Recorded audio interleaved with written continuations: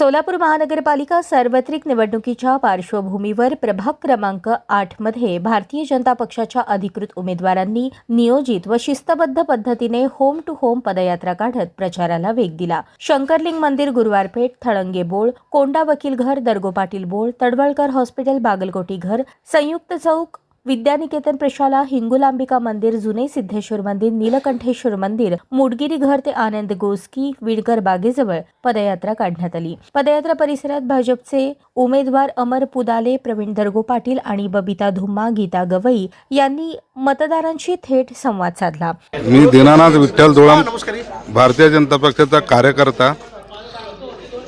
भारतीय जनता पक्ष आज साखरपेठ भाग भारतीय जनता पक्षाचा पूर्ण मतदार नाळ जुळलेला आहे। भारतीय जनता पक्ष म्हणजे या नागरिकांचे नाळ जुळलेलं आहे।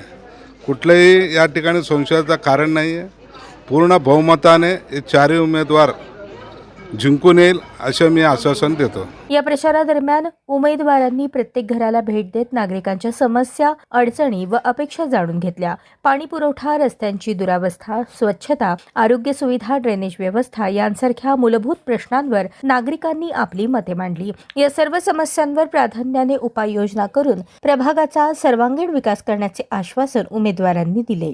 प्रभागातील विकास कामे पारदर्शक, दर्जेदार आणि वेळेत पूर्ण करण्यावर भर देण्यात येईल। केंद्र व राज्य सरकारच्या विविध विकास योजनांचा लाभ थेट नागरिकांपर्यंत पोहोचवण्यासाठी भाजपा कटिबद्ध आहे, असे उमेदवारांनी यावेळी सांगितले। क्रमांक 8 नीलकंठेश्वर प्रशाला, चिंतामणी मारुती मंदिर, मठ या ठिकाणी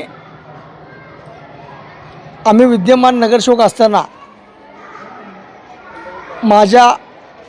आमचे सहकारी सदस्य नागेश भोगडे व विक्रांत वानकर आमच्या तिघाच्या बजेटमधून साधारण 20 लाख रुपयाचं बजेट या परिसरात ग्रानेट कामासाठी सुचवलं होतं।